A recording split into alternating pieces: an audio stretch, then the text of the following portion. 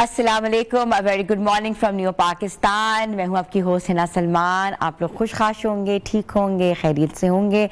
सुबह बखैर आपको और आप लोगों को जुम्मा मुबारक। व्यूअर्स, मौसम जो है बहुत खुशगवार है और अभी आपको पता है जैसे कि मैं नॉर्दर्न एरिया से होकर आई हूँ। स्कर्दू जो गिलगित बल्तिस्तान एक खूबसूरत एरिया है और वहाँ भी इतना खुशगवार मौसम था और इसके साथ साथ आपको पता है कि हल्की हल्की फवार पड़ रही थी। बारिश की पेशगोई जिस तरह महकमा मौसमियात ने दी गई है बिल्कुल वैसे ही है, मगर जैसे ही मौसम जो है खुशगवार होता है तो अपने साथ कुछ ना कुछ ऐसे लवाजमात लेकर आता है जिसको डिस्कस करना बहुत ज़रूरी होता है। और ख़ास तौर पे अलर्ट्स तो जारी किए गए हैं, कहीं कहीं लैंडस्लाइडिंग का भी खदशा है, कहीं कहीं अर्बन फ्लडिंग का भी खदशा जाहिर किया जा रहा है। ऑफ कोर्स ग्लेशियर्स पिघलने का भी खदशा है, जब ग्लेशियर्स पिघलेंगे तो ऑटोमेटिकली जो है अर्बन फ्लडिंग और लैंडस्लाइडिंग जो है मुतवक्के है। लेकिन डरने की ज़रूरत नहीं है, बिकॉज खूबसूरत मौसम के साथ एहतियात करने की ज़रूरत है।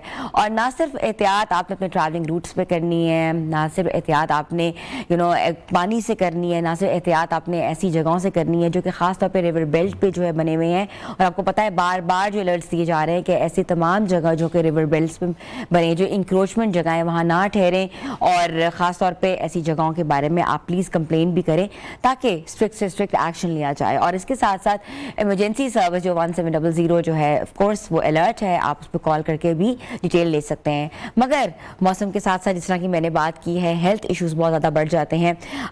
जगह जगह हम लोग स्ट्रीट फूड खाना शुरू कर देते हैं, पानी पीना शुरू कर देते हैं, शरबत लेना शुरू कर देते हैं, तो उसके साथ साथ बहुत सी बीमारियां भी जन्म लेती हैं, जैसे कि पेट की बीमारी जो है बहुत ज़्यादा प्रोवोक करती है। और उसके साथ साथ जैसे आपने देखा है कि मेरा गला इस वक्त बहुत ज़्यादा जो है अफेक्टेड है, मेरा साइनेटाइटिस मुझे हुआ हुआ है, बिकॉज ऑफ कोर्स मैंने वो क्लियर वेदर में ठंडी हवाएं खाई हैं, एहतियात नहीं बरती। लेकिन हमने इस मौसम को कैसे कब करना है, हमने ख़ास तौर पे अपनी आँखों को, अपने नाक को, अपने गले को कैसे साफ़ रखना है। और ऐसा एरियाज जहाँ फ्लू ज़्यादा बढ़ जाता है, जिसमें आपका अपर चीक का एरिया आता है और आपको हेडेक्स होती हैं, तो आज हम थोड़ा सा कंसल्टेशन भी लेंगे कि कैसे हम अपने आप को कहते हैं कि अपने सेहतमंद रह के इस मौसम को एंजॉय करें, खाने खा सकें, ट्रैवल कर सकें और हम इफेक्ट भी ना हो। तो हमारे साथ मौजूद हैं मशहूर और मारूफ ENT स्पेशलिस्ट हैं डॉक्टर राशिद ज़िया साहब, जिनको मैं वेलकम करती हूँ। अस्सलाम वालेकुम सर। वालेकुम सलाम। कैसे हैं आप? ठीक हैं? बिल्कुल ठीक। तो इसका मतलब आप अभी नॉर्दर्न एरिया से नहीं होकर आए, अगर आप ठीक हैं बिल्कुल। वी आर जस्ट प्लानिंग कि थोड़ा सा मौसम और फोरकास्ट बेहतर होगी तो विल डेफिनेटली गो। अच्छा, सही है। हमें बच्चों ने प्रॉमिस किया होता है कि हम 1 वीक 2 वीक्स के लिए जाएंगे, तो सर्टनली आजकल एकेडमी से हम उनको हॉट कोर्सेज करवा रहे हैं ताकि जल्दी जल्दी होमवर्क खत्म हो जाए HSN का बाकी का, so that we can move. बिल्कुल ऐसा ही है। अच्छा, मैं रिसेंटली होकर आई हूँ तो इट वाज लाइक, आपने देखा होगा कि मेरा बिल्कुल, मुझे साइनस का भी इशू है, मेरा थ्रोट भी इन्फेक्ट कर गया है, ना हैड टेम्परेचर। ऑल्दो पता नहीं हम यूज्ड टू नहीं है इस वेदर के, क्योंकि इतनी ठंडे वेदर के हम कहाँ से 45 टेम्परेचर से हम जा रहे हैं तकरीबन 11-12 टेम्परेचर के ऊपर। हिना, बिल्कुल आपने अच्छी बात की है कि सुबह सुबह कितनी खूबसूरत है और इस मौसम पे बारान रहमत, अब्र रहमत पे तो कितने गाने लिखे गए, कितनी रोमांटिक बातें हुई। तो इसकी हमें पूरी दुनिया में एक वर्ड है कि respect the climate. Her climate को उसके मुताबिक बॉडी को, अपने घर को, सराउंडिंग को एडजस्ट करें। अगर आप नहीं करेंगे तो इंसिडेंट्स, एक्सीडेंट्स बहुत होंगे। इस ह्यूमिड और वेट मौसम में, गर्मी में, और जब बारिश होगी तो जरासीम मैक्सिमम फ्लोरिश करते हैं, इन्फेक्शंस, एलर्जीज बहुत बढ़ जाएंगी। उसके लिए थोड़ी सी एहतियात कर लें, सिर्फ थोड़ी सी, तो हम उससे बच भी जाएंगे, एंजॉय भी करेंगे। ज़रूरी बातें ये कि इस, जैसे आपने कहा, नाक, गला, सारा कुछ इन्वॉल्व हो रहा है। डायरिया, डिसेंट्री, आप सुनेंगे कॉलरा जिसको हैज़ा भी कहते हैं, टाइफाइड, मैक्सिमम केस इन्हीं दिनों में आते हैं। वेट मौसम में मच्छरों से फैलने वाली मलेरिया, डेंगू अभी भी थर्ड वर्ल्ड का, डेवलपिंग कंट्रीज का बड़ा मसला है। बुखार हो, कुछ भी हो, फौरन ट्रीटमेंट लें, प्रॉपर डॉक्टर से लें ताकि फौरन ठीक हो जाए। अब देखें, इंसिडेंट्स, एक्सीडेंट जितने हैं, बिल बोर्ड से रिलेटेड, सोलर पैनल लगे हुए घरों में, अगर प्रॉपर फिक्स नहीं करवाए हुए तो प्लीज आप जरूर करा लें। ये बारिश नहीं है, इसके साथ थंडर स्टॉर्म, आंधियां, बहुत सारी चीजें आएंगी। सीवरेज पानी का बिल्कुल घर का A1 होना चाहिए, सराउंडिंग क्लीन होनी चाहिए। उससे हम बहुत सारे मसाइल को, बारिश वाले दिन नहीं हम डिस्टर्ब होंगे, बारिश को हम एंजॉय कर रहे होंगे। बहुत शदीद फोरकास्टिंग है तो प्लीज़ घरों से बाहर ना निकलें। डॉक्टर साहब, वेदर पैटर्न जिस तरह चेंज हुआ है पूरी दुनिया में हुआ है, तो वेदर पैटर्न चेंज होने के साथ साथ ऑफ कोर्स हेल्थ इश्यूज भी उस तरह प्रवोक हुए हैं। खासतौर पे जो फ्लू पहले हुआ करता था वो डिफरेंट था, अब बैक्टीरिया बहुत ज़्यादा रिग्रेस होता जा रहा है, ये क्या वजह है? मुझे यूँ लगता है कि हम वक्त के साथ ज़रूरत से ज़्यादा डिजिटलाइज हो गए। 2-3 चीज़ों का ख्याल किया जाए। देखिए, कोविड से हमने भी सीखा, पूरी दुनिया के ग्लोब के इंसानों ने सीखा कि हैंड वॉश बार बार करें, पानी को अच्छी तरह उबाल के पिएं या साफ़ सुथरी जगह से पिएं, ओपन जगह पे कटे हुए फल जूसेस प्लीज़ ना लें। ये खाने, ये इससे बेहतर है कि बंद डिब्बों में कुछ चीज़ है, सेल्फ मेड है, फ्रेशली प्रिपेयर्ड है, उस पे जाएं। इन दिनों में थोड़ी सी गफलत, फूड पॉइजनिंग, डायरिया, डिसेंट्री, अच्छा खासा आपका सारा रूटीन डिस्टर्ब कर देगी। और घर का एक बंदा डिस्टर्ब होता है तो पूरा हफ्ता ही ज़ाया हो जाता है। तो डॉक्टर साहब, कंटामिनेशन का ज़्यादा खतरा होता है इस मौसम में, जिसको बरसात का मौसम भी कहते हैं? डेफिनेटली, इसको वाटर लॉगिंग भी कहते हैं। बहुत सारा सैनिटेशन हमारी बहुत क्वेश्चनेबल है ऑल ओवर द वर्ल्ड भी, और डेवलपिंग कंट्री का खास तौर पे। हमने अपने सैनिटेशन को, जो पानी यूज्ड है उसका प्रॉपर जो एग्जिट है वो होना चाहिए। इस मौसम में जब भी यूज्ड पानी, सीवरेज का पानी स्पिल ओवर होता है तो बहुत सारी जगह पे, कुओं में, जगह जगह पे पीने वाले पानी से मिक्स हो जाता है। और वहाँ पे डिजीजेज, वायरस जैसी बीमारियाँ, जैसे वायरस ए और ई है हेपेटाइटिस का, इन दिनों में मैक्सिमम होता है। टाइफाइड के केसेस मैक्सिमम आते हैं, कॉलरा के आते हैं, नाक और गला के, स्किन के इन्फेक्शंस मैक्सिमम हो जाएंगी। सिर्फ क्लीनलीनेस, ड्राइनेस और थोड़ा सा साफ सुथरा माहौल को अपना क्रिएट करना, उससे बहुत बच जाएंगे। आप पानी जा भी रहे हैं नॉर्दर्न एरिया, हिली एरिया, आप इस्लामाबाद, पिंडी से मूव करें, अपने साथ पानी रखें, रादर देन सड़क से फिर लेना शुरू कर दें। उससे बेहतर है कि आप साफ सुथरा, साफ पानी अच्छे तरीके से एक पोर्सलिन से गुजारा हो, 10 मिनट्स के लिए बॉयल्ड हो, तो किसी ब्लेंडेड चीज की बंद डिब्बों वाली बोतल की जरूरत नहीं है। अच्छा, अक्सर लोग कहते हैं कि अगर आप नॉर्दर्न एरियाज ट्रैवल कर रहे हैं, जैसे कि मैंने भी किया, तो लोग कहते हैं आप चश्मे का पानी पी लें, it's equal to the water जो कि बॉयल है। क्या ऐसी बात है? देखें, मैं एक अच्छी सी बात बता दूं कि हम इतने अच्छे हैं सारे, we are good for nothing. जहाँ पे पाकिस्तानी चला गया ना, माशाल्लाह उसने उसको डस्टबिन जरूर बनाया। मैं जब भी कभी नथिया गली आगे, मतलब स्कर्दू, हम भी काफ़ी देर कैंप लगा के आए थे मेडिकल का, जहाँ ये लोग जाते हैं शॉपर फेंकना, यूज ये डब्बों का जूस पिया बच्चों का, रैपर्स फेंक देना, वेस्ट मटेरियल फेंक आम देना। बंदे को क्या कहें, गाड़ियों वाले और अच्छी गाड़ियों वाले ये नेक काम ज्यादा कर रहे हैं। इसका मतलब कि हम सिविलाइज नहीं हैं। Everybody should be responsible. यही लोग सिंगापुर जाते हैं, कहीं बाहर जाते हैं, तो आप सवाल ही नहीं पैदा होता कि छोटा सा टिश्यू पेपर ही बाहर फेंके तो दिखाएं जरा। यहाँ पे हम आज़ाद हैं और थोड़े ज़्यादा आज़ाद हैं। और सोशल मीडिया जितना मिसयूज हमारी कौम ने किया है, इनको कोई पूछने वाला नहीं है। जिसके बारे में जो मर्जी फिंगर पॉइंट कर दें, जो मर्जी अपनी माहिराना राय दे दें। हर बंदा यहाँ पे डॉक्टर भी है, इंजीनियर भी है, और पॉलिटिशियन तो हर बंदा है ही। अपने काम के अलावा हमें सारे काम आते हैं माशाल्लाह। जब तक हम अपने काम को रिफाइन नहीं करेंगे, स्पेशली प्लीज क्लीनलीनेस, अपने घर को सबसे पहले, उसके बाद घर की सराउंडिंग, ताकि पता लगे इस घर में कोई वाकई बंदे का पुत्र रहता है, ताकि आपके घर के, तभी आप रोल मॉडल बने। तो हमें पीना चाहिए कि नहीं पीना चाहिए? बिल्कुल नहीं पीना चाहिए, बिल्कुल नहीं पीना चाहिए। जब तक आपको सोर्स का नहीं पता है कि ग्लेशियर से लेके रास्ते में कोई एनिमल, कोई ह्यूमन वहां पे उसमें बात नहीं लिया हुआ, उसने उसको यूज या मिस यूज नहीं किया हुआ, हाउ आई कैन ट्रस्ट? ऐसे नहीं होता है। वो है जहाँ पे गवर्नमेंट की सर्टिफिकेशन हो, देन आप पी लें पानी इस तरह। अच्छा, ये भी मुझे बताइएगा कि साइनस में और आम नज़ले में क्या फ़र्क है? ये एक बड़ी सिंपल सी चीज़ है जी, कि एक है कॉमन कोल्ड, एक है इन्फ्लुएंजा। कॉमन कोल्ड है कि 2-4 छींकें आई, कोई बुखार नहीं हुआ भी तो 100 से नीचे था, और अभी सोच ही रहे थे तो चीज़ें डोरमेंट होंगी, ठीक होनी शुरू हो गई। जिसके बारे में एक बड़ी अच्छी सी बात है कि मेडिसिन ले लें नज़ले ज़ुकाम के लिए फिर भी ठीक है, ना लें फिर भी ये 2-4 दिन में ठीक हो जाता है। एक है कि पहले दिन से ही 103, 104 फीवर हो रहा है, और आपका चलना फिरना मुश्किल हो रहा है, बोन पेन हो रही है, चेस्ट कंजेशन फील हो रही है, you feel it's out of proportion, इतना तो कभी नहीं हुआ। ये अनकॉमन है। कॉमन कोल्ड बहुत कॉमन है। इन्फ्लुएंजा के लिए वैक्सीन लगे हुए हैं कि हर बच्चे को 12 साल तक एक वैक्सीन लगना चाहिए। ठीक है। और पूरी दुनिया में जैसे अमेरिका जैसे कंट्री में तो साल में 2 दफा लगता है। सुपर फ्लू भी वही चीज है जो इन्फ्लुएंजा है? एग्जैक्टली, बिल्कुल वही है। इन्फ्लुएंजा जो है इसके आगे किस्में हैं। हर साल वैक्सीन जो है रिफाइन किया जाता है, WHO उसको सर्टिफाई करता है, CDC उसको बताता है कि इस साल इस स्ट्रेन के लिए ये बेस्ट है। ठीक है। वो वैक्सीन साल में एक दफा लगवाना बहुत बड़ी ब्लेसिंग है। ये सीजन जो अभी आप देख रहे हैं, हमारा जो बरसात का मौसम होता है, ऑफ कोर्स इसमें सुपर फ्लू जैसी चीजें, इन्फ्लुएंजा जैसी चीजें प्रोवोक करती हैं, तो फ्लू शॉट्स लगवा लेने चाहिए। और किन किन एजेस को लगवाने चाहिए? जो एक्सट्रीम ऑफ एजेस हैं, बहुत छोटे बच्चे 6 साल से पहले तो डेफिनेट लगना चाहिए। अगर अब बच्चे को साल में एक दफा इन्फ्लुएंजा होता है तो इट्स ऑप्शनल। अगर साल में 5-6 अटैक हो रहे हैं तो ये लगवाने से उसका चाइल्डहुड बहुत खूबसूरत हो जाएगा। 60-65 के बाद वो लोग जिनको इन्फेक्शन रहती चेस्ट की, गले की इन्फेक्शन अक्सर हो जाती है, फिर 2-2 हफ्ते एंटीबायोटिक लेनी पड़ती है, अगर वो साल में अगस्त में लगवा लेंगे या सितंबर के फर्स्ट वीक में तो पूरा साल उनका A1 गुजरेगा। ठीक है। कॉम्प्लिकेशंस नहीं होंगी।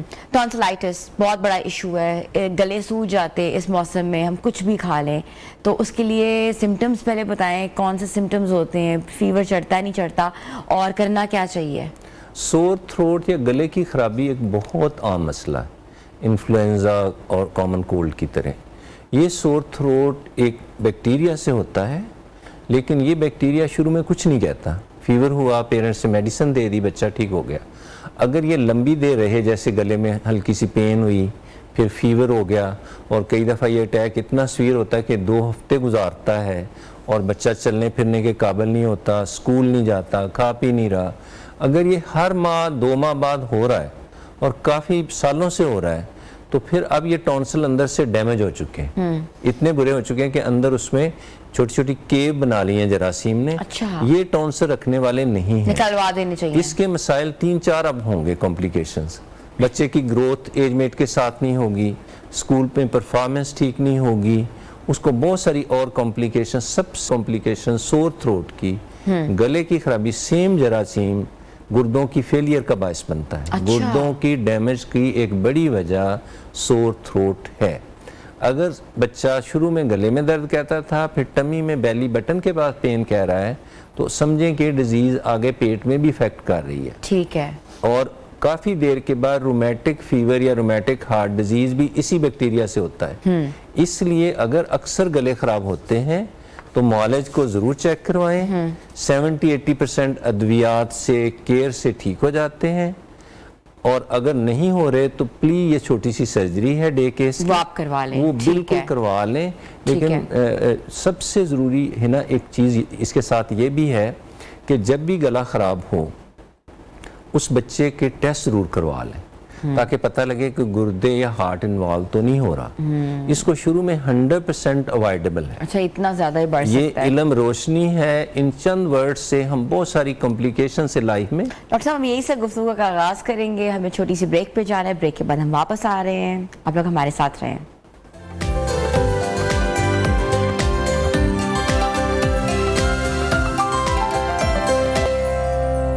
Welcome back viewers. मानसून के मौसम में हवा में नमी तो बढ़ जाती है और गंदा पानी आपको पता है जमा हो जाता है। उस गंदे पानी के साथ साथ बहुत सी बीमारियां जो हैं वो जन्म लेती हैं, और उन बीमारियों में जो है नज़ला, फ्लू, इन्फेक्शंस, एलर्जी, खांसी, बुखार, निमोनिया, डेंगू, मलेरिया और बहुत सी बीमारियाँ जो हैं जो कि आज हम डिस्कस करें। और हमारे साथ मौजूद हैं डॉक्टर राशिद ज़ियाद साहब, ENT स्पेशलिस्ट हैं।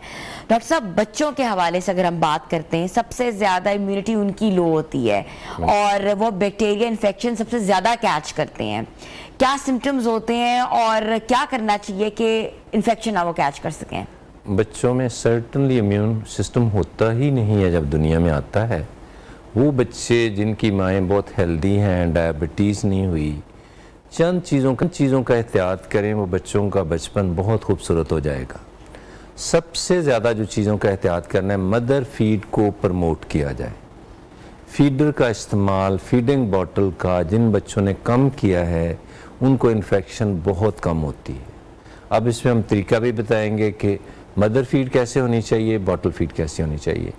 इसके साथ वैक्सीन प्लीज़ गवर्नमेंट जो लगा रही है या प्राइवेट लगवा रहे हैं ज़रूर लगवाएं, ये बहुत बड़ी ब्लेसिंग है। उसके साथ मदर को, फादर को थोड़ा सा रोल मॉडल बनना, हैंड वॉश, पानी की सफाई। आपने देखा होगा गोरों की हर चीज़ पे लिखा हुआ है keep out of reach of children. छोटे बच्चों की रीच से चीज़ें दूर रखें। बच्चा उस पर छोटी छोटी इंक्विजिटिव होता है, सीखता है, हर चीज़ को तोड़ता है, वो कई दफ़ा नाक में, कान में, गले में ले जाता है। और ये हर दिन 2 से 3 बच्चे आते हैं। कान में चीज़ डाली, कान का पर्दा फट गया, नाक में भी चीज़ डाली, मदर ने थोड़ी ट्राई की वो और पीछे चली गई, या बच्चे ने मुंह में रखी वो लंग्स में चली गई, या चेस्ट अगर वो यहाँ पे स्टक कर गई है फौरन डेथ हो सकती है, या बच्चा ब्लू हो सकता है, चोक कर सकता है। एग्जैक्टली चोकिंग दुनिया में एक बहुत बड़ा मसला है। अब कैसे इमीडिएट छोटी छोटी टिप्स हैं, उसी टाइम पे विद इन 2 मिनट्स आप बच्चे को A1 कर सकते हैं। हम स्कर्दू गए, छोटा बच्चा 2 साल का, उसने बड़ी सी खुबानी, कितनी खूबसूरत है वहाँ, वो सीधी स्वालो की, हमारे देखते देखते डॉक्टर साहब का बच्चा था, ब्लू हुआ। मुझे उन्होंने कहा डॉक्टर साहब आ जाएं। I was very junior doctor at that time. मैंने बच्चे को उल्टा किया, उसकी बैक पे 2 पुश किया जोर से, ठक करके बाहर निकली है। तो 3 मिनट बाद बच्चा बिल्कुल A1 जो ब्लू हुआ था ठीक हो गया।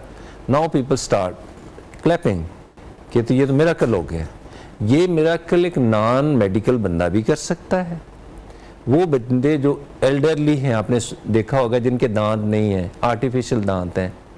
हम खाना ज़रा जल्दी खाते हैं, हमारी कौम पूरी जल्दी में है, just for nothing.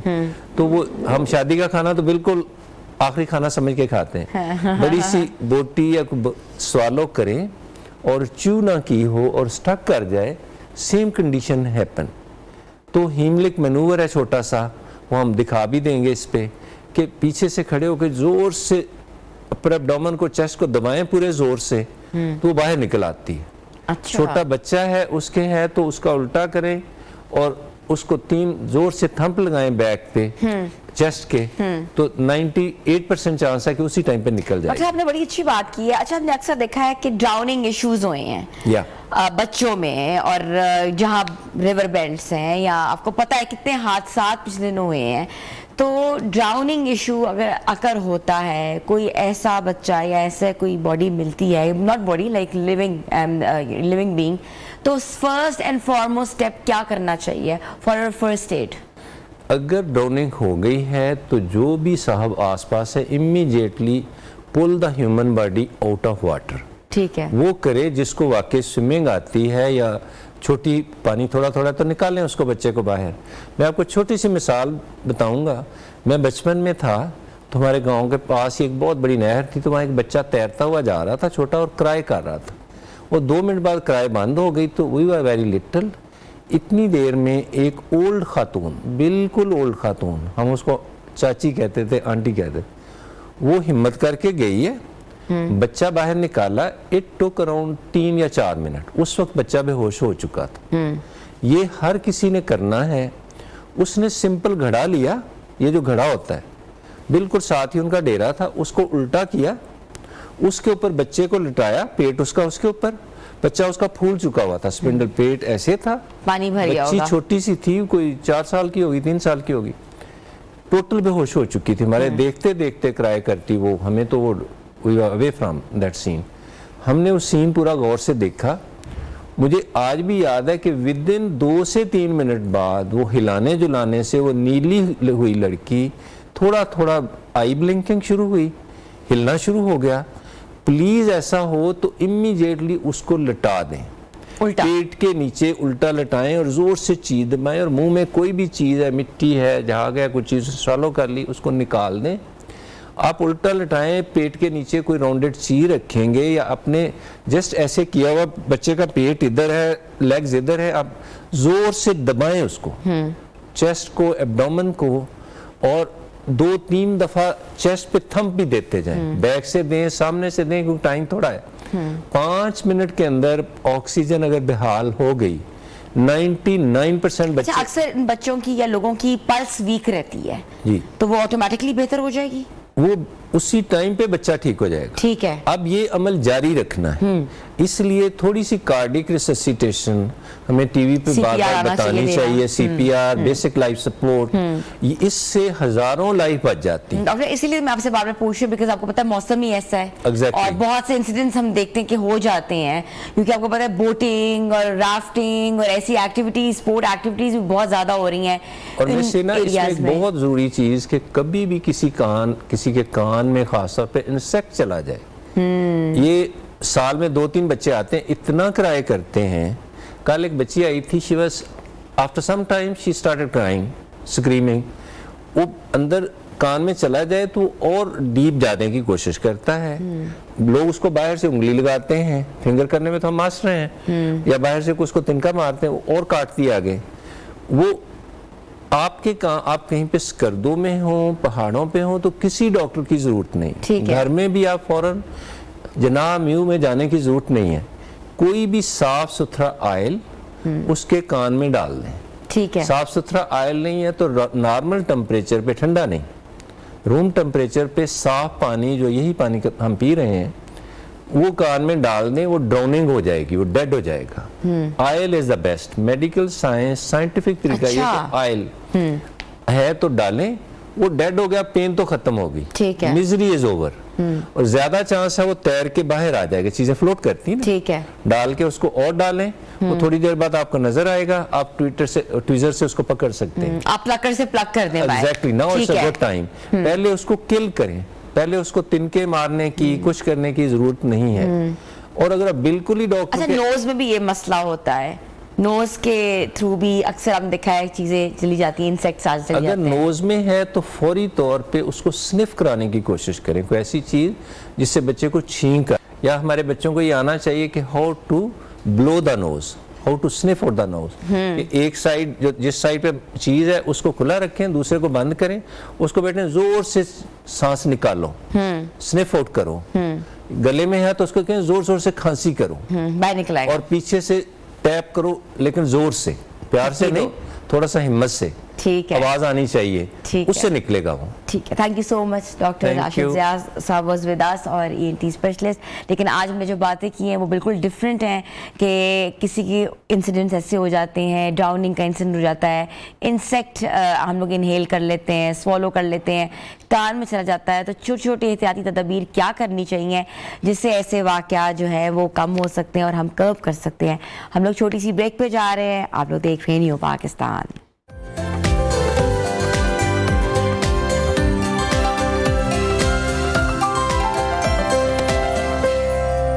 Welcome back viewers. जब भी पाकिस्तान का सब्ज़ हलारी परचम किसी मैदान में जो है वो सर बुलंद होता है तो पूरी कौम का सर जो है फ़ख्र से बुलंद हो जाता है। अगरचे पाकिस्तान में क्रिकेट को बहुत अहमियत दी जाती है, क्रिकेट के खेलों के हवाले से बहुत बात की जाती है, मगर स्क्वॉश जैसा जो खेल है बहुत मुनफरिद खेल है, एक मकाम रखता है जिसमें आपको पता है कि जहांगीर खान, जानशेर खान ने अपना नाम रोशन किया। मगर अब ऐसी दो बहनें हैं जो कि मुनफरिद अंदाज में खेलती हैं, जिन्होंने ना सिर्फ पाकिस्तान का नाम रोशन किया है बल्कि बहुत अरसे से पाकिस्तान के लिए बहुत से तमगे भी समेटे हैं।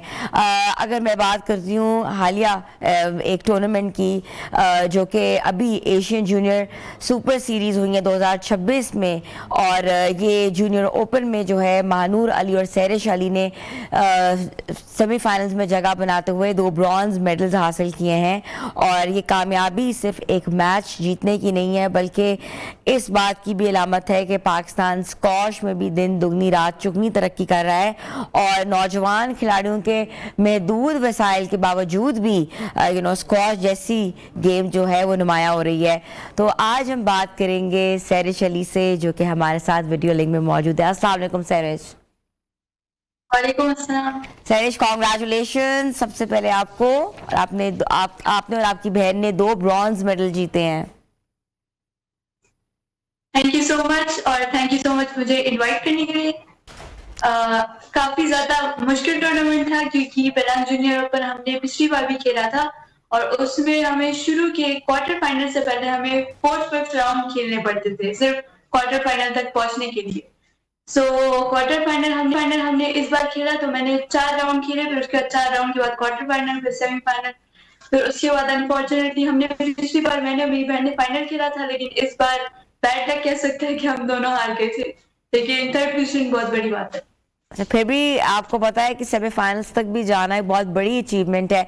अच्छा सहरिश, मुझे बताया कि ये जो टूर्नामेंट है ये कहाँ होता है, इस टूर्नामेंट की थोड़ी हिस्टोरिक पर्सपेक्टिव से कितनी अहमियत रखते हैं, और ये किस कैटेगरी में आप लोगों ने जो खेला है? ये टूर्नामेंट मलेशिया में पेनांग में होता है, और ये बहुत बड़ा टूर्नामेंट है, एशियन जूनियर सुपर सीरीज का प्लैटिनियम इवेंट है। और इसमें हम लोगों ने पिछले साल पार्टिसिपेट किया था, और इस बार भी मतलब जितना एशियन जूनियर बड़ा टूर्नामेंट है उतना पेनांग जूनियर है, और इसमें बहुत सारी कंट्रीज पार्टिसिपेट करती है। ठीक है। अच्छा मुझे बताएं कि चीन के खिलाड़ी के खिलाफ क्वार्टर फाइनल का जो मैच था वो काफ़ी सेंसिटिव मैच था, तो इस मुकाबले में आप लोगों ने क्या स्ट्रेटेजी, क्या सोचा था when you were just in the court? बिल्कुल, इस लड़की के साथ मानूर का पहले भी मैच आ चुका है, और मेरा ब्रिटिश जूनियर में मैच आया था। सो कॉम्पिटिटर जो मेरी थी वो काफी मतलब रफ गेम खेलती थी, और मुझसे काफी लंबी भी थी, तो मैं क्या उसका वो एडवांटेज ले रही थी मुझसे। सो उसने काफी रफ गेम खेली, और मैं कहूंगी कि मेरी कुछ मिस्टेक्स भी हुई होंगी। सो इस वजह से मैं हार गई, और मानूर का जो क्वार्टर फाइनल था वो 3-2 बहुत लॉन्ग गया, और लास्ट में वो लीड से हार गई, लेकिन कहूंगी बहुत ज्यादा प्रेशर था इस वजह से हार गई, लेकिन 3-2 और बहुत लंबा मैच गया उनका। अच्छा अच्छा, मुझे बताओ कि 2 गेम्स को हारने के बाद वापस कम बैक करना, हाउ डिफिकल्ट इट वाज, और क्या मोरल जो था बिल्कुल डाउन हुआ था? बहुत ज्यादा मुश्किल हो जाता है। मैंने बहुत सारे 3-2 मैचेस खेले, जिसमें मैं कभी 2-1 डाउन होती थी, कभी 2 लव डाउन होती थी, तो 2 लव डाउन के बाद कमबैक बहुत ही ज्यादा इम्पॉसिबल लगता है, लेकिन जो 1 by 1 पॉइंट्स लेते हैं और जिनकी स्ट्रेटेजी बिल्कुल फुल पक्की होती है, तो फिर वो वर्क कर जाती है, और जो मेहनत करता है फिर वो 2 लव डाउन से भी अप हो सकता है। सब माइंड पे आपके डिपेंड करता है। अच्छा, सेमीफाइनल तक पहुंचना, कौन कौन से चैलेंजेस यू फेस्ड? क्या लग रहा था कि सेमीफाइनल के बाद will go to the finals, के बस semifinal was the hardest part to win? बिल्कुल, सेमीफाइनल तक पहुंचना ही हमारा सबसे पहले गोल था, क्योंकि ये बहुत बड़ा टूर्नामेंट है, और हमारे शुरू में ही 4 राउंड हमने खेले थे, तो 4 राउंड में भी हम लोग काफी हमारी अच्छी मुकाबले हुए लड़कियों के साथ, और फिर उसके बाद जब हम लोग सेमीफाइनल खेले तो मानूर का तो ऑलमोस्ट विन था, लेकिन बस वो माइंड से हार गई, और मेरा भी इतना अच्छा नहीं खेली मैं, बैड लक था। लेकिन उसके बाद जो हमने पोजीशन मैचेस खेले तो उसमें मैंने बेहतर से बेहतर लड़कियों को हराया, फिर उसके बाद मैं एक्स्ट्रा रिदम में आ गई थी, जोश में आ गई थी कि मैं अब हार गई तो अब भी अपने पोजीशन मैचेस बेस्ट खेलूं। अच्छा अच्छा सहरिश, हर किसी का कोई ना कोई रोल मॉडल होता है, पैशन होता है, आप हमेशा किसी को आइडलाइज कर रहे होते हो, तो टेनिस की दुनिया में आपने being a women, being a girl, किसको आइडलाइज किया है? मैंने तो टॉप 10 की प्लेयर्स को आइडलाइज किया है, क्योंकि उनकी गेम, उनकी स्टेमिना सब कुछ बहुत अच्छा है। आज अभी इजिप्शियंस आगे जा रहे हैं टॉप 10 में, लड़कों में भी और लड़कियों में भी। सो जो अभी टॉप 10 की लड़कियां, मैं उनको आइडलाइज करती हूँ, और मैं कहती हूँ कि मैं भी इसी मकाम पर पहुंच जाऊँ। ठीक है। अच्छा, ट्रेनिंग्स के हवाले से बताओ, ट्रेनिंग्स कब कब कर रही हो, डाइट कैसी रख रही हो, ऑफ कोर्स, और स्कूलिंग भी तो थोड़ी सी मुतासिर होती होगी ना, ऑनलाइन पढ़ रही हो?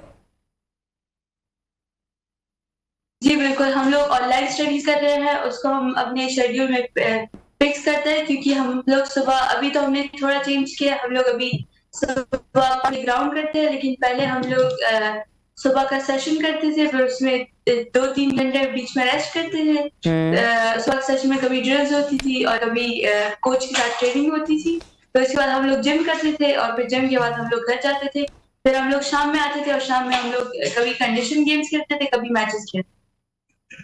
अच्छा, तो आपका अगला टारगेट क्या है? आपको क्या लगता है कि कौन से टूर्नामेंट का टाइटल आप जीतना चाहते हो? किस चीज़ की तैयारी कर रही हो? अभी अगला तो मैं चाहती हूँ कि मैं वर्ल्ड जूनियर में पार्टिसिपेट करती इस साल, लेकिन तो नहीं हो पाया। लेकिन मैं चाहूंगी कि नेक्स्ट साल मैं वर्ल्ड जूनियर में पार्टिसिपेट करूँ, क्योंकि इस साल मेरा पीएससी स्टार्ट हो जाएगा तो मैं सीनियर खेलूंगी।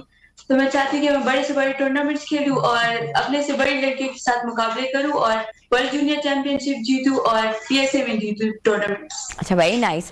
अच्छा, स्क्वॉश के हवाले से क्या बात कर रही हो, क्योंकि स्क्वॉश जो ऐसी गेम है जो ज़्यादा पहले बहुत पॉपुलर था, बीच में कहते हैं ना कि अपना नाम खो दिया स्क्वॉश ने, क्योंकि ऐसे कोई प्लेयर सामने नहीं आए। But being a girl, being a women, you are representing squash Pakistan की, क्या समझती हो, स्क्वॉश क्या पॉपुलर गेम में से गेम बन जाएगी? स्क्वॉश पहले तो बहुत ज्यादा पॉपुलर थी पाकिस्तान में, लेकिन अभी ऑडियंस स्क्वॉश की कम होगी, क्योंकि क्रिकेट को ज्यादा फोकस मिलता है और फिर स्क्वॉश में फीमेल्स को तो बहुत ही कम फोकस होता है। उन्हें मेल्स को ज्यादा फोकस किया जाता है, क्योंकि मेल्स में हिस्ट्री रह चुकी है। तो अभी हम लोग ट्राई करें कि हम लोग वुमेन्स में पाकिस्तान को रिप्रेजेंट करें और वुमेन्स में हम लोग आगे जाए। ठीक है, लड़कियों के लिए कोई मैसेज देना चाहोगी, जो लड़कियां जो हैं स्क्वॉश जैसी गेम में आना चाहती हैं, कब से उनको ट्रेनिंग करनी चाहिए, कोई एकेडमी ज्वाइन करना चाहिए, क्या उनको फुटस्टेप्स फॉलो करने चाहिए?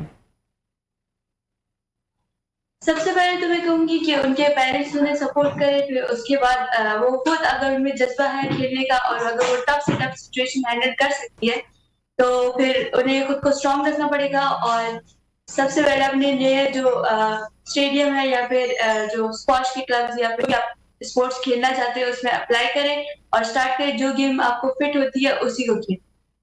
Thank you so much सैरिश। और सैरिश अली स्क्वॉश प्लेयर हमारे साथ ही, जिन्होंने अभी टीम में जाके जो है 2 ब्रॉन्ज मेडल जीते हैं। और आपने देखा है कि एक फैमिली जो है लेगेसी रखती है स्क्वॉश के हवाले से। ऑल्दो पाकिस्तान में स्क्वॉश को इतनी अहमियत नहीं दी जाती है, ऐसी गेम थी जिसने अपनी पॉपुलैरिटी जो है वो लूज़ कर दी, मगर बदलते वक्त के साथ साथ ऐसी नुमाया 2 बहनें जो हैं वो सामने आई हैं जिन्होंने स्क्वॉश का नाम रोशन किया और पाकिस्तान को आए रोज़ तमगों से नवाजा जा रहा है। तो ऐसे बच्चों को भी सराहना चाहिए और बताना चाहिए कि पाकिस्तान में टैलेंट की कमी नहीं है। छोटी सी ब्रेक पे जा रहे हैं, आप लोग हमारे साथ रहें। Welcome back viewers. आपको पता है कि पाकिस्तान में जो है बहुत बड़े बड़े जो हैं जैतून के बाग हैं और लाखों जैतून के पौधे जो हैं लगाए जा चुके हैं। और माहिरीन के मुताबिक पाकिस्तान का मौसम और ज़मीन ऐसी शानदार, ऐसी आला है कि जैतून की काश के लिए इंतहाई इसको मौजू समझा जाता है, जिसकी बदौलत मुस्तकबिल में ये भी कहा जा रहा है कि बहुत सी इधर और भी चीज़ों की पैदावार होगी और प्रोडक्शन भी होगी। अब जैतून की बात करते हैं तो पाकिस्तान, अगर मैं आपको बताऊं कि London international olive oil competition 2026 में जो है वो पाकिस्तान के एक एंटरप्रेन्योर ने जिनका नाम है मोहम्मद हसन तरीन ने जो है वो अवार्ड जीता है। और अवार्ड जीतने की वजह जो है एक्स्ट्रा वर्जिन ऑयल है, जो कि उनके फार्म्स हैं और उनके फार्म्स में जो पैदावार होती है, उनके फार्म से जो ऑयल एक्सट्रैक्ट होता है। उन्होंने ये बताया दुनिया को कि पाकिस्तान में ऐसा ऑयल अवेलेबल है जो कि ना सिर्फ मौजू है, उसका टेस्ट, उसकी खुशबू, उसके अंदर जो क्वालिटी है वो बहुत वर्ल्ड लेवल क्वालिटी है, प्रीमियम क्वालिटी है, जिसने बहुत सी दुनिया की क्वालिटी को बीट किया है। और आज पाकिस्तान जो है ऑलिव ऑयल प्रोड्यूसिंग कंट्रीज में भी शुमार हो रहा है। और इसके साथ साथ आपको पता है कि इसके और भी बहुत से फ़ायदे हैं। पहले जो है स्पेशली ऑलिव्स मंगवाए जाते थे और हम लोग जो है जब बाहर इंटरनेशनल टूर्स करते थे तो अपने साथ बैगेजेस में लाते थे, मगर अब ये सब करने की ज़रूरत नहीं है क्योंकि पाकिस्तान में सब चीज़ें दस्तयाब हैं। और हमारे साथ एंटरप्रेन्योर मौजूद हैं जिन्होंने अब अवार्ड जीता है इंटरनेशनल ऑलिव काउंसिल के, वो मुस्तकिल रुकन भी हैं और मैं उनको वेलकम करती हूँ। अस्सलाम वालेकुम मोहम्मद हसन साहब। जी वालेकुम सलाम। कैसे हैं आप? अल्हम्दुलिल्लाह। इतना बड़ा अवार्ड आप जीत कर आए हैं और ख़ास तौर पे ऐसी कैटेगरी में जो कैटेगरी हम समझते ही नहीं थे, हम सोचते ही नहीं थे कि पाकिस्तान में भी अवेलेबल है। बस जब आपका इरादा हो कि मैंने पाकिस्तान का नाम कहीं पे बनाना है और रोशन करना है, जिस पे लिखा हुआ हो कि मेड इन पाकिस्तान, तो आप उसको अचीव कर सकते हैं अगर आप उस पर काम करें, कोशिश करें तो अचीवेबल, एवरीथिंग इज़ अचीवेबल। ठीक है। अच्छा, इस जो अवार्ड जब आपने जीता तो आपको अंदाज़ा था कि आपकी ये जो छोटी सी एक कल्टिवेशन थी आपकी, वो इतना बड़ा इंटरनेशनल रिकग्नाइज कल्टिवेशन के तौर पे पहचानी जाएगी?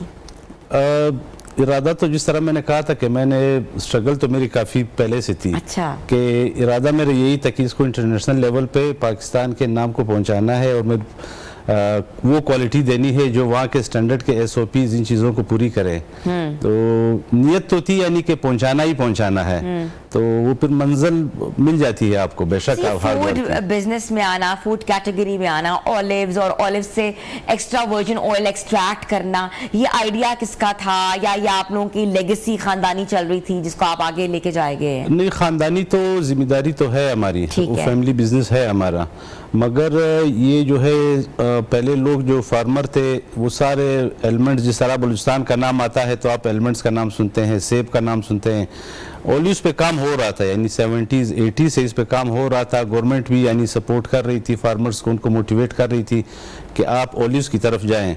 और मैंने खुद यानी स्पेन वगैरह विजिट किए, मैंने वहाँ पे देखे हैं कि इसका में पोटेंशियल काफ़ी ज़्यादा है, तो वो फिर टाइम लगता है, तो हम भी इस तरफ डाइवर्ट हुए हैं।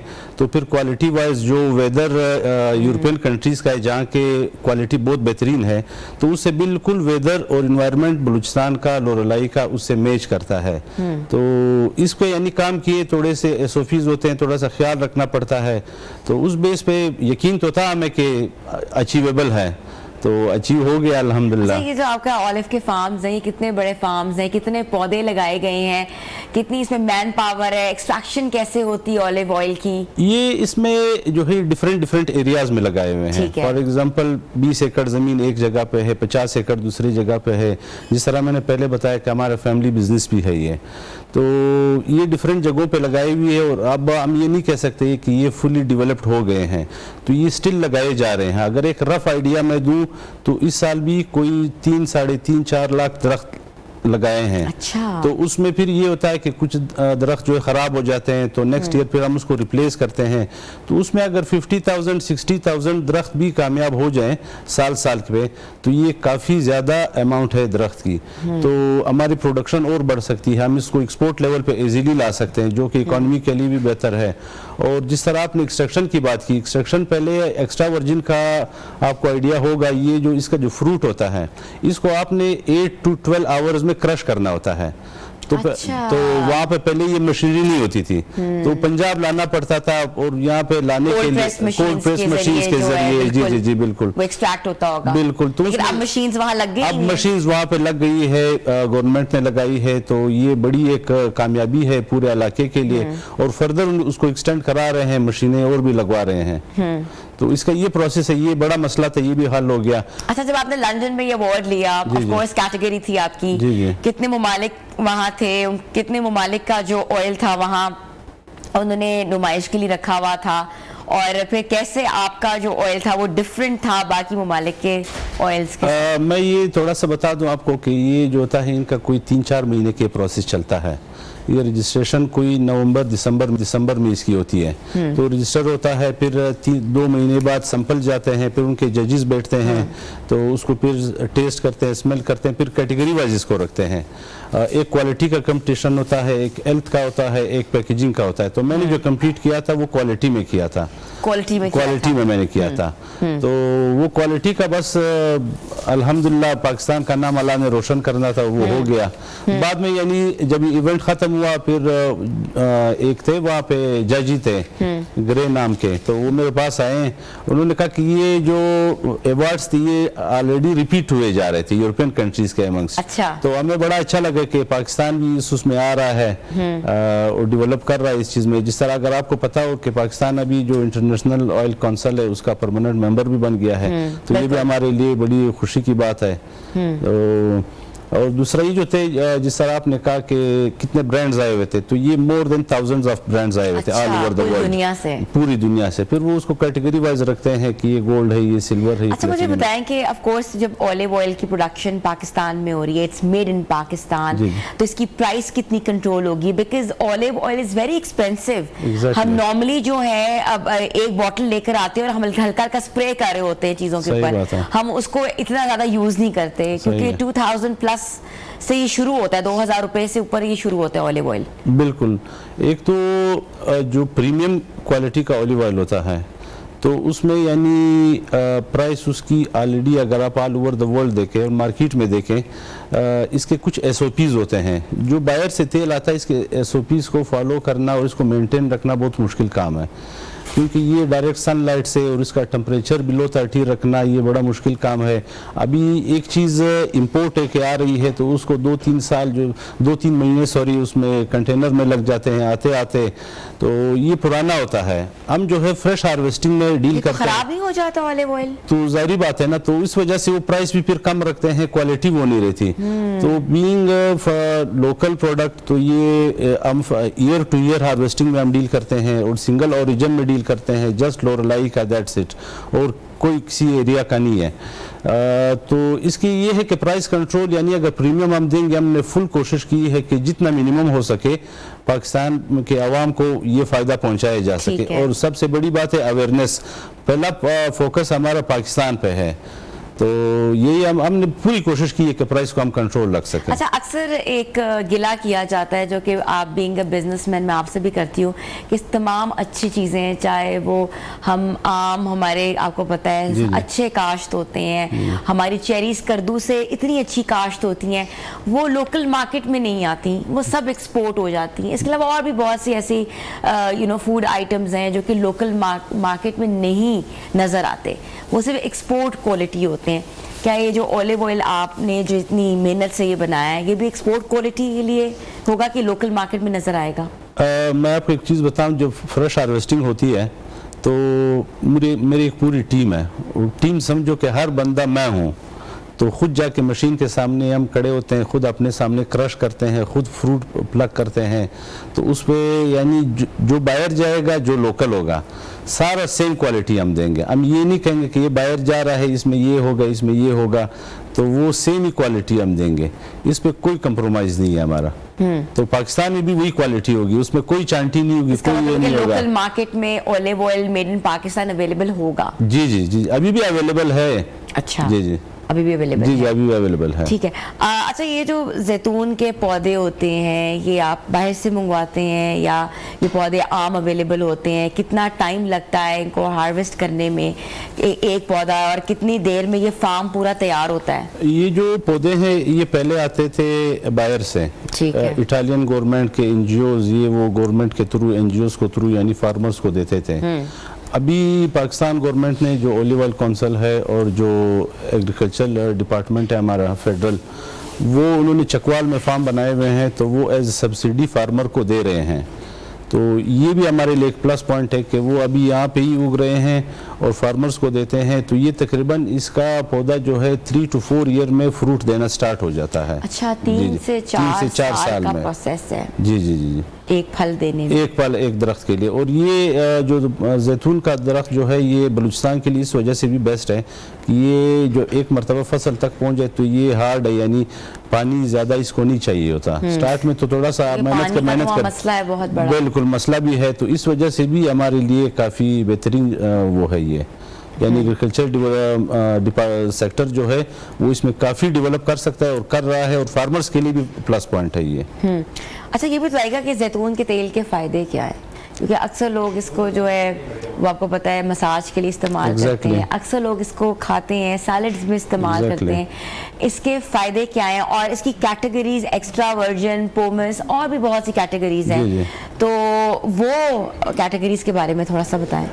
एक्स्ट्रा वर्जिन जो है, जिस तरह मैंने बताया कि ये सबसे प्रीमियम क्वालिटी है ऑलिव ऑयल की। फिर ऑलिव ऑयल में काफ़ी यानी वैरायटीज़ भी हैं, तो यानी ऑलिव्स की अपनी वैरायटीज़ मोर हंड्रेड्स में है। तो फ़ायदे की बात अगर आप करें तो फ़ायदे इसके यानी हार्ट अटैक के लिए बेस्ट है, ब्लोटिंग के लिए बेस्ट है। मैं काफ़ी इसके फ़ायदे हैं, यानी शुगर, ब्लड प्रेशर, ये सारी चीज़ों के लिए।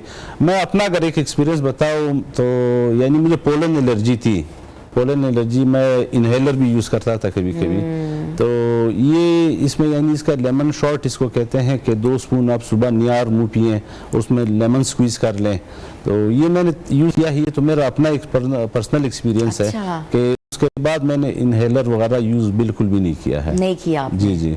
अच्छा, ये ऑयल की वजह से? ऑयल की वजह, मुझे तो लगा कि ऑयल की वजह से है। आई एम 90% श्योर कि ये ऑयल की वजह से आपका ही। अपना एक्सपीरियंस मेरा है। अपना एक एक्सपीरियंस, क्योंकि मैंने वो भी जो दवाइयाँ भी लेता था तो इलाज भी प्रॉपर वो करवाया है, तो ये यूज़ करने से फ़ायदे तो बहुत है। कुरान में भी इसकी जिक्र आया हुआ है कि फ़ायदे तो इसके यानी काफ़ी ज़्यादा है। जो जनवन यूज़र है, आप थोड़ी सी सर्च करिए, काफ़ी चीज़ों में यूज़ होता है और लोगों को यहाँ पे पहचान ज़्यादा नहीं है। वो इसको फ्राइंग वाले वो समझते हैं कि इसमें खाना बनता है। अच्छा, खाने के लिए ये भी कहते हैं कि फ्राई नहीं करते इस ऑयल को।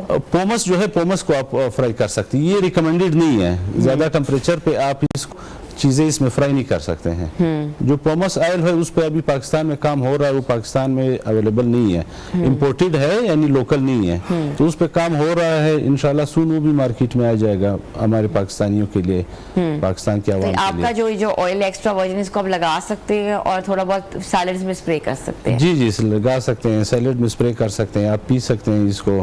और बाकी भी इसके काफ़ी उसमें यूज़ होता है, यानी ऑमलेट पे डिजलिंग कर सकते हैं, पराठे पे डिजलिंग कर सकते हैं। तो नॉर्मल घी से ये थोड़ा सा ऑयल से बेटर है, लाइट वेटेड है, बहुत बेहतर है, बहुत बेहतर, लाइट वेटेड है। अच्छा, ये जो आपकी इतनी बड़ी कामयाबी है, इससे ऑफ कोर्स पाकिस्तानी किसान और एग्रीकल्चर के शोबे को क्या फ़ायदा हो सकता है? मैं तो जब ये अवार्ड मुझे मिला है तो मुझे बड़ी मोहब्बत मिली है लोगों से। काफ़ी लोगों ने वो किया है कि ये तो पूरे पाकिस्तान का नाम रोशन हुआ है, पाकिस्तान की यानी इंटरनेशनली मुझे काफ़ी कॉल्स आई है। तो वो अभी ब्रांड्स का इतना नहीं है, वो बस मेरा नाम ही चल गया है, मोहम्मद हसन, और लोग ज़्यादा मोटिवेट हो रहे हैं। यानी लोग अप्रोच भी करते हैं कि हमने ब्रांड को हम भी करना चाहते हैं आपके साथ, हम सीखना चाहते हैं, वर्जन का ब्रांड लॉन्च करना चाहते हैं, इंटरनेशनली जाना चाहते हैं। तो इस तरह लोगों को मोटिवेशन मिल जाती है कि अगर मैं अपनी टीम बना के कर सकता हूं तो हर कोई कर सकता है। तो इसी तरह फार्मर्स है, जो फार्मर्स थोड़ा डीमोटिवेट हो जाते थे कि यार ये तो बढ़ रहा है तो क्वांटिटी सरप्लस हो जाएगी, तो अभी वो भी और उस पर मेहनत करेंगे, वो और उसमें बेहतरी लाएंगे। तो फायदा तो है पूरे पाकिस्तान के लिए, पूरे आवाम के लिए, स्पेशली जो यंगस्टर है उनके लिए है, एक मोटिवेशन उनको मिल जाएगी। अच्छा, और इसके साथ साथ ये जो आपका ऑयल है, आपका जो ब्रांड है, ये कितने मुल्कों में दस्तयाब है इस वक्त और कहाँ कहाँ जा रहा है और कौन कौन सी मार्केट को आप टारगेट कर रहे हैं? मुल्कों में तो अभी तक नहीं जा रहा, अभी सिर्फ लोकल है, ऑनलाइन हम डिलीवरी देते हैं और इस्लामाबाद और लाहौर में सिलेक्टेड स्टोर्स पे अवेलेबल है। अभी तक एक्सपोर्ट पे हम नहीं गए हैं, तो एक्सपोर्ट पे इंशाल्लाह इरादा है, सून इंशाल्लाह वो देंगे, अवेलेबल होगा। ठीक है, thank you so much Mohammad Hasan Tareen हमारे साथ एंटरप्रेन्योर आज मौजूद थे, जिनको लंदन में जो है best premium quality of olive oil का अवार्ड मिला है। और ना सिर्फ ये अवार्ड है बल्कि पाकिस्तान के लिए एक बहुत बड़ा कहते हैं माइलस्टोन है कि इस कैटेगरी में भी पाकिस्तान आगे जा रहा है। और ये award London international olive oil competition 2026 में जो इन्होंने गोल्ड अवार्ड जो है वो जीता है। और इसके साथ साथ एक कामयाबी ये भी है कि पाकिस्तान में भी अब ऑलिव ऑयल दस्तयाब होगा और लोगों को बाहर से नहीं मंगवाना पड़ेगा और इम्पोर्टेड चीज़ों को नहीं ख़रीदना पड़ेगा। छोटी सी ब्रेक पे जा रहे हैं, आप लोग देख रहे हैं न्यू पाकिस्तान।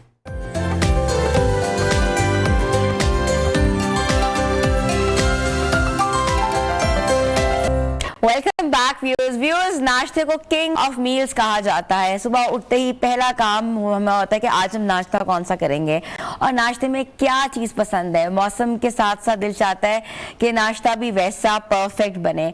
समटाइम्स आपका दिल चाह रहा है कि हम लोग ज़रा देसी करें, समटाइम्स हमारा दिल चाहता है कि कुछ लाइट ट्राई करें, कुछ एनर्जाइजिंग ट्राई करें और उसकी न्यूट्रिशन वैल्यू भी बहुत बेहतर हो। तो आज हमने सोचा कि क्यों ना हम ब्रेकफास्ट डिज़ाइन करें अपने स्टूडियो से आपके लिए स्पेशली, और आप इसको लिखें कि घर में बैठे बैठे आप क्रोसॉन विद एग्स कैसे ले सकते हैं, कैसे खा सकते हैं। क्रोसॉन सैंडविचेस का बहुत कॉन्सेप्ट है, पूरी दुनिया में ये सैंडविच जो है ये पसंद किया जाता है। लाइट होता है, एनर्जाइजर होता है, क्रिस्पी होता है, इसके साथ साथ न्यूट्रिशन वैल्यूज की कई ज्यादा होती है। और जिनको विटामिन डी की कमी है वो ज्यादा से ज्यादा एग्स खाया करें, उनका विटामिन डी जो है वो बेहतर हो सके। और खासतौर पर बच्चों का विटामिन डी अक्सर हमने देखा है कि डेफिशिएंट होता है। तो हमारे साथ मौजूद है, हमारे किचन को संभाल रहे हैं आज उबैद चौधरी, और उबैद चौधरी हमें बताएंगे कि क्रोसॉन सैंडविचेस में कौन कौन से इंग्रेडिएंट्स इस्तेमाल होते हैं। अस्सलाम वालेकुम, कैसे हैं आप? मैं ठीक, आप बताएं। ठीक है, अल्लाह का शुक्र, बिल्कुल ठीक। आज आप क्रोसॉन सैंडविचेस बना रहे हैं? बिल्कुल, आज हम क्रोसोन सैंडविचेस बना रहे हैं अंडे, सॉसेजेस और चीज़ के साथ। ठीक है। तो इसके लिए बहुत सारी तो रेसिपी हमें मतलब छोटी है, ये बहुत सारी चीज़ें नहीं चाहिए, बहुत कम चीज़ों में बनेगा, लिमिटेड सा। इसके लिए सबसे पहले हम जो है वो ऑयल लेंगे, और थोड़ा सा बिल्कुल ऑयल। आप ऑयल ना लेना चाहें तो आप बटर भी यूज़ कर सकते हैं, और बटर के अलावा आप मार्जरीन भी यूज़ कर सकते हैं। ठीक है।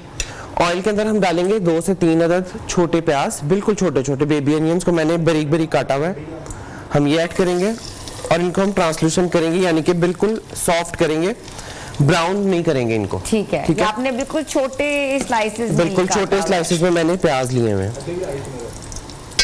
इसको सौते कर रहे हैं आप? सौते करूंगा। बिल्कुल आसान और 10 मिनट में ये तैयार होने वाली रेसिपी है। अगर आप चाहें कि आप कम खा के पूरा दिन न्यूट्रिशियस रहें और पूरा दिन यानी कि लाइट फील करें और फुल फील करें, यानी कि पेट भी भरा रहे और आप हल्का भी फील करें, तो आप ये रेसिपी आसानी से जो है वो बना सकते हैं। ठीक है। इसके अंदर आप वेरिएशंस कर सकते हैं। मैं सॉसेजेस यूज़ कर रहा हूँ प्रोटीन को पूरा करने के लिए। अगर आप प्रोटीन नहीं लेना चाह रहे हैं, प्रोटीन तो आप अंडे से भी ले रहे हैं, लेकिन मतलब कि मैं गोश्त वाली चीज़ को पूरा करने के लिए थोड़े से सॉसेजेस यूज़ कर रहा हूँ। जो लोग ज़्यादा मीट लवर्स हैं या फिर ज़्यादा जो जिम वाले हैं, ज़्यादा एक्सरसाइज करते हैं या स्पोर्ट्स ट्रेनर्स हैं या फिटनेस फ्रीक हैं, इसके साथ साथ तो वो हमारे एथलीट्स हैं, तो वो ये खा सकते हैं। वो खा सकते हैं। अगर आप सॉसेजेस या मीट का पोर्शन नहीं डालना चाह रहे तो आप इसके अंदर स्किप कर सकते हैं। अगर आप सॉसेजेस नहीं पसंद करें, आप इसके अंदर टूना ऐड कर सकते हैं, tuna fish pastrami slices add कर सकते हैं, और आप इसके अंदर बॉइल्ड श्रेडेड चिकन या फिर ग्रिल्ड चिकन भी यूज कर सकते हैं। ठीक है। ठीक है। ये प्याज को बिल्कुल लाइट ब्राउन करना है कि बिल्कुल ब्राउन भी नहीं करना? नहीं, बिल्कुल हल्का सा ट्रांसल्यूशन करना है। ब्राउन करेंगे तो वो तो फिर बहुत सारा देसी की तरफ जाएगा। बस ट्रांसल्यूशन करेंगे जिस तरह से ये अब हो गया है इतना सा। अब मैं इसके अंदर ऐड करूंगा सॉसेजेस अपने। अच्छा, ये सॉसेज आपने काटे हुए हैं? काटे हुए, मैंने इनको स्लाइस किया हुआ। ठीक है। अच्छा, अक्सर लोग जो है गोल गोल भी काट लेते हैं। गोल आप लंबा भी काट सकते हैं। अगर जो बड़े सॉसेजेस होते हैं आप उनको लंबे स्लाइसेस में काट लें तो वो भी जो है वो बहुत बेहतरीन लगते हैं। ये काट के ठीक है, इसको मैं हल्का सा सौते करता रहूंगा थोड़ी देर के लिए। दूसरी तरफ मेरे पास है ये अंडे, मैं 2 अंडों से बना रहा हूँ। आप चाहें तो आप ज्यादा अंडे भी यूज कर सकते हैं। अच्छा, इसमें ये ऑमलेट होगा कि इसमें फ्राई होगा? ये ऑमलेट टाइप बनेगा, लेकिन मैं इसको बना के इसको कट कर लूंगा। ठीक है, ठीक है। अब डायरेक्ट इसके अंदर आप ऐड करेंगे? डायरेक्ट इसके अंदर नहीं ऐड करूंगा, मैं क्या कहते हैं ये पहले इसके अंदर करके इसको बीट कर लूंगा। अच्छा, फिर ऐड करूंगा। विस्क करके आप ऐड करेंगे। ठीक है। तो इसमें कोई आप वो स्पाइसेस ऐड? जी बिल्कुल, मैं नमक और काली मिर्च यूज करूंगा, सिर्फ नमक और काली मिर्च। ठीक है। ऑफ कोर्स किसी को अगर दड़ा मिर्च का शौक है तो वो भी ऐड कर सकते हैं। आप अपने स्पाइसेस को अपने हिसाब से बैलेंस कर सकते हैं। अक्सर लोग हर्ब्स भी इस्तेमाल करते हैं, बेसिल लीव्स इस्तेमाल करते हैं, Thai fresh basil leaves, Thai leaves अगर आपको मिले तो वो यूज कर सकते हैं। ठीक है। पालक इसके अंदर बहुत अच्छी लगती है, वो भी ऐड कर सकते हैं। अच्छा, स्पिनच भी इट्स गुड विद एग्स? बिल्कुल। थोड़ा सा मैं इसके अंदर नमक ऐड कर रहा हूँ और थोड़ी सी काली मिर्च। ओके। इसको आपने जल्दी से विस्क करके, और हमारे आई थिंक अनियंस जो है वो ट्रांसलूसेंट हो चुके हैं। मैं इनके ऊपर ये फैला दूंगा। ओके, ठीक है। और सॉसेजेस भी तकरीबन हो चुके हैं। तो वैसे ही आपको पता है हाफ डन होते हैं। इनको आपने हल्का सा सौते करना होता है बस।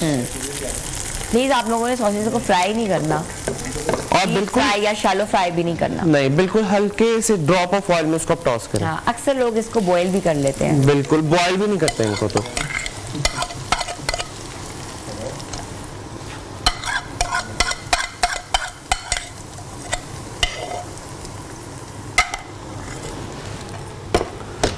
ओके। और अब हमने क्या करना है, इसको एक तरफ से हमने इसको पकाना है।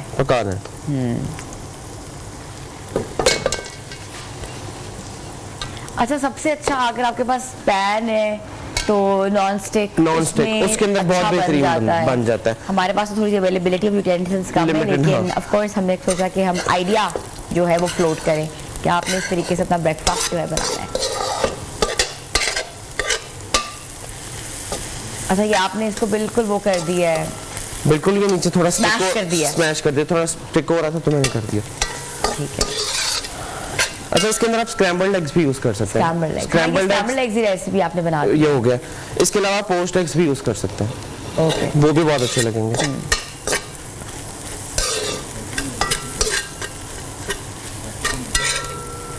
Very nice.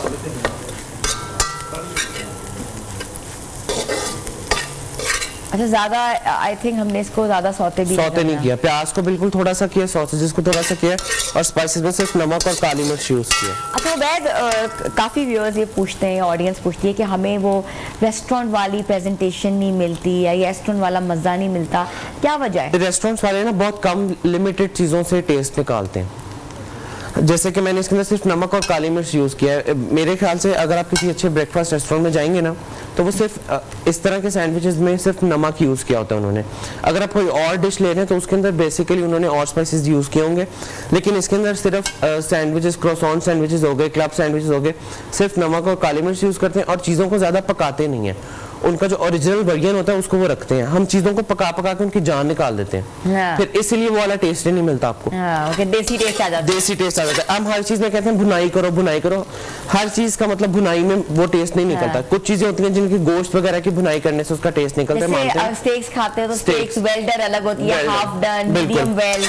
और लोग कहते हैं कि स्टेक अगर थोड़ा सा मतलब रेयर कुक हो तो वो कहेंगे जी कच्चा ही है, तो हालांकि स्टेक्स वही होता है जो अंदर से पिंक पिंक हो और बाहर से फुल डन हो, वो रियल स्टेक होता है। लोग स्टेक को जूसी होता है, जूसी होता है और लोग पका पका के उसको सख्त कर देते हैं और फिर कहते हैं ये जूसी नहीं बना। अच्छा टिप बताया आपने। ये हमारा हो गया। अब हम इसके अंदर हम थोड़ी सी चीज ऐड कर देंगे। अच्छा ऊपर ही इसके अंदर ही मैं इसको मिक्स कर दूंगा ताकि थोड़ी सी मेल्ट हो जाएगी। अच्छा अक्सर देखा है चीज हमारी पैन के साथ लग जाती वो है, नॉन स्टिक में नहीं लगेगी, नॉन स्टिक में नहीं लगेगी। इसकी वजह से फिर हमें वो बार बार खुरचना पड़ता है नीचे और पैन भी खराब होता है और टेस्ट भी खराब होता है। ओके ये देखें बेहतरीन सा हमारा चीज सॉसेजेस वाला ऑमलेट जो है वो ऑलमोस्ट रेडी हो गया। अच्छा क्रॉसॉन को आपने हल्का सा वार्म करना है? जी मैं इसीलिए आप कोल्ड भी ले सकते हैं, कोल्ड भी ले सकते हैं, थोड़ा सा गर्म कर ले तो कोल्ड लेते हैं, वो ज्यादा बेस्ट है। जी सॉगी खाते हैं, अक्सर लोग क्रिस्पी खाते हैं। क्रिस्पी ज्यादा अच्छा होता है, अगर आप थोड़ा सा सौते कर लेंगे तो वो ज्यादा बेस्ट है।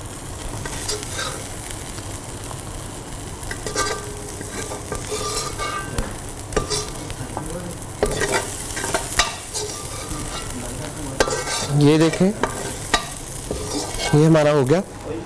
अब मैं इसके अंदर ही थोड़ा सा जो है वो इनको सौते कर लूंगा। अच्छा इसको बीच में से आपने हाफ किया है? हाफ किया हुआ, मैंने पूरा नहीं काटा हुआ, बिल्कुल थोड़ा थोड़ा कट लगाया हुआ है। जी जी। ओके अच्छा उबैद ये बताओ कि रेसिपी जो है ये कितने मिनिमम बजट में ये रेसिपी तैयार हो सकती है? तकरीबन इसमें आप कर लें कि अगर सॉसेजेस आप नहीं ऐड करना चाह रहे हैं, सॉसेजेस नहीं ऐड करना चाह रहे, चिकन आपके पास है, अंडे आपके पास हैं, तो मेरे ख्याल से 500 मिनिमम। बीफ भी आप ऐड कर बीफ सकते भी हैं, ऐड कर फिश ऐड कर सकते हैं। वो प्रोटीन का आपके ऊपर डिपेंड करता है कि आप कौन सा गोश्त लेना, मीट लेना चाह रहे हैं। अब इसकी मैं क्या कहते हैं असेंबलिंग कर दूंगा। ये देखिए मैंने इस तरह से इसको हाफ कट किया हुआ। इसके अंदर मैं ऐड करूंगा ये थोड़ा सा ऑमलेट, इस तरह से एक क्यूकम्बर स्लाइस, एक टोमेटो स्लाइस और थोड़ा सा जो है ये लेटस। आप देखा कि ओपन सैंडविचेस हो जाए, पनीनी सैंडविच हो जाए और क्रॉसॉन ओपन फेस सैंडविचेस, वो सब इसी तरह बनाए जाते हैं। ठीक है, असेंबलिंग आपने कर ली है? कर दिए, मैं ये दूसरा भी कर रहा हूँ। अच्छा ये दूसरी बात ये कि आगे स्कूल खुलने वाले हैं तो लंच बॉक्सेस के लिए एक ये बहुत बेहतरीन रेसिपी है, चीज़ है कि आप इस तरीके से जो है अपने बच्चों को डिफरेंट चीज़ें बना के दें। और ये रेसिपीज़ ऑफ कोर्स बहुत आसान होती है लेकिन इंग्रेडिएंट्स भी बहुत कम होते हैं इसमें, लेकिन बनाने का तरीका डिफरेंट होता है। ये जो ओपन फेस सैंडविचेस हैं it's the best thing, it's nutrition value इसकी बहुत ज़्यादा है। अपने बच्चे को लंच बॉक्सेस में दें, ताकि ग्रोथ का जो एक मरहला है वो आगे जा सके। अक्सर मैंने देखा है कि बच्चों की ग्रोथ रुक जाती है, डेफिशिएंट होते हैं, किसी में विटामिन ए की कमी है, विटामिन बी की कमी है, B12 की कमी है, विटामिन डी की कमी तो बहुत ज़्यादा देखने में आई है। मगर ये तमाम चीज़ें हम इसलिए बना के दे रहे हैं ताकि गर्मियों की छुट्टियां हैं, आप उसमें उनकी न्यूट्रिशन वैल्यू जो है पूरी कर सकते हैं। बच्चों का मौसम भी ऐसा है कि आगे बच्चे बीमार हो सकते हैं, इम्यूनिटी उनकी बूस्टिंग के लिए जो है ऐसी रेसिपी ज़रूर बनाएं। ठीक है, तो ये ओपन फेस सैंडविचेस जो हैं हमारे तैयार हैं, जिनको हम एग एंड क्रॉसॉन भी कह रहे हैं, और egg steak and cheese sandwich भी इन्हीं को ही कहते हैं, क्योंकि इसमें आपने स्टेक ऐड कर लें, चिकन ऐड कर लें, या आप सॉसेजेस ऐड कर लें, it's one of the same thing. Ubaid, are we done? जी, बस मैं 1 मिनट इसकी असेंबली सेटिंग कर दूं।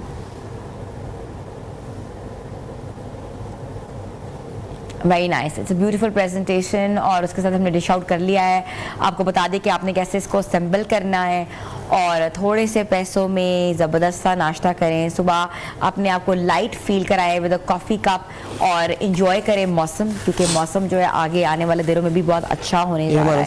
तैयार हो चुका है। तो ठीक है उबैद, कोई टिप आप देना चाहते हो कि सैंडविच टूटे ना, या अक्सर हमने देखा है हमारी ब्रेड्स जो हैं वो बड़ी भुरभुरी हो जाती हैं। बिल्कुल, तो इसके लिए एक टिप है, अगर आपकी ब्रेड सख्त हो गई है तो आप नॉन स्टिक के तवे पे 2 से 3 टेबलस्पून पानी के डाल के साइड पे पानी डाल दें, ब्रेड डाल के ढक्कन दे दें। तो जब पानी इवेपोरेट होगा तो उसकी जो स्टीम है उससे आपकी ब्रेड जो है वो बिल्कुल फ्रेश हो जाएगी। और अगर आप क्रोसॉन्ट्स के साथ बना रहे हैं तो इसकी प्रो टिप यही है कि आप क्रोसॉन्ट्स बिल्कुल फ्रेश लें, यानी कि मैन्युफैक्चरिंग डेट, जब भी आप किसी बेकरी पे जाएं तो आप इसकी मैन्युफैक्चरिंग डेट देख लें कि इसकी मैन्युफैक्चरिंग डेट क्या है। 1 से 2 दिन पुराने से जो क्रोसॉन्ट्स होते हैं वो फिर सख्त हो जाते हैं, क्योंकि ये बटर से बने हुए होते हैं तो ये ज़्यादा जल्दी सख्त हो जाते हैं। और इनको फ्रेश करने के लिए यही टिप है कि आप इनको ओवन में 5 से 6 मिनट के लिए बस इसको प्री हीट पे कर लें तो ये बिल्कुल फ्रेश हो जाएंगे। फ्रेश कर लें। अच्छा, अगर हम इसमें चाहते हैं कि हम कोई और मेहमान आ रहे हैं, या हम इसको स्टेक चीज सैंडविच बनाना चाह रहे हैं, तो वो क्या कर सकते हैं? इसके लिए बिल्कुल, अच्छा, ये क्रोसॉन्ट्स का साइज आपने देखा थोड़ा छोटा था, इससे बड़े साइज के भी क्रोसॉन्ट्स मिलते हैं। ठीक है, आप उनको लें। उसके अलावा अगर आप चिकन या बीफ के साथ बनाना चाह रहे हैं तो चिकन को आप नॉर्मल मैरिनेट करें गार्लिक के साथ, सॉल्ट एंड ब्लैक पेपर और वूस्टरशायर सॉस के साथ। ठीक है, उसको टॉस करके उसको स्लाइस कर लें। स्लाइस करने के बाद उसको आप इसके अंदर सेट करें, ऊपर से चीज़ डाल दें, और अगर आप अंडा भी ऐड करना चाह रहे हैं तो नॉर्मल बिल्कुल स्क्रैम्बल नमक डाल के अंडे को बना के वो ऐड कर लें, और उसके ऊपर आप हल्का सा चिली ऑयल डालें तो वो बहुत बेहतरीन बनेगा। ठीक है, और टिप ऑफ द डे कौन सी है फ्रॉम द किचन? आज की टिप ऑफ द डे ये है कि अपने ब्रेकफास्ट को कभी भी स्किप ना करें, क्योंकि ब्रेकफास्ट आपको सारा दिन जो है वो हेल्दी रखता है। अगर आप ब्रेकफास्ट नहीं करते तो आप सारा दिन जो अगर आप एक मील स्किप करें ना तो आप दूसरे टाइम की मील में ओवर ईट करेंगे। अगर आपने ब्रेकफास्ट का पोर्शन ले लिया तो आप दूसरे टाइम में उतना ही खाएंगे जितनी आपको ज़रूरत है। तो ब्रेकफास्ट को कभी भी स्किप ना करें, क्योंकि ये हेल्थ पॉइंट ऑफ व्यू से भी बहुत ज़्यादा ज़रूरी है, और पूरा दिन जो है वो आपको फ्यूल अप रखता है।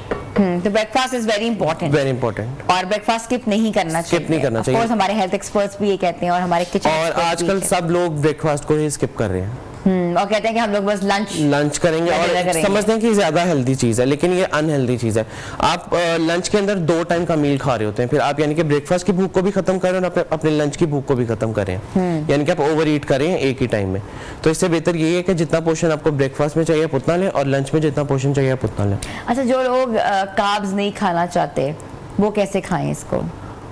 उसके लिए आपको पता है कि लोग कार्ब्स फ्री डाइट के ऊपर बिल्कुल बिल्कुल, तो फिर क्या कर सकते हैं? उसके लिए फिर आप ये कर सकते हैं कि आप आजकल बहुत सारे लोग जो है ना वो लेटस और बंद गोभी जो आती है उसके अंदर भी बहुत सारे रोल सैंडविचेस रैप्स बना लेते हैं, तो आप वो ले सकते हैं। उसके अलावा आप अंडों के अंदर जो है वो गाजर को कद्दूकश करके थोड़ा सा नमक और सिनेमन डाल के उसकी एक रैपिंग शीट बना लें। अच्छा, उससे भी बहुत अच्छा आपका क्रंची रैप बनेगा, और आपको कार्ब्स फ्री सैंडविच खा सकते हैं। ठीक है, thank you so much with us. और हमारा किचन आज जिन्होंने संभाला हुआ था, आपने देखा कि ब्रेकफास्ट की अहमियत के हवाले से बात की है। एक तो अहमियत भी बहुत ज़रूरी है, इसके साथ रेसिपी वो बहुत इंपॉर्टेंस रखती है, क्योंकि रेसिपी जो है और इंग्रेडिएंट्स हमारे घर में ऑलरेडी मौजूद होते हैं, मगर रेसिपी जो होती है, तरकीब जो होती है, मेथड वो डिफरेंट होता है। तो हमने सोचा कि आज हम आपको बनाना सिखाएं कि steak and cheese sandwiches, open face sandwiches sandwiches और क्रॉसॉन सैंडविचेस कितने ज़रूरी हैं, उसका नरिशिंग लेवल कितना अच्छा है, इसमें न्यूट्रिशन कितनी अच्छी है और बच्चों के लिए कितना फ़ायदेमंद है। तो व्यूअर्स, आज का प्रोग्राम कैसा लगा अपना फीडबैक ज़रूर दीजिएगा। आपका फीडबैक हमारे लिए बहुत ज़रूरी है। हमारे सोशल पेजेस पर जाएँ, न्यू पाकिस्तान के पेज पर जाके हमारा कंटेंट ज़रूर देखें। मिलेंगे अगले हफ्ते नए प्रोग्राम के साथ। अपनी होस्ट हिना सलमान को इजाज़त दें। अल्लाह हाफिज़।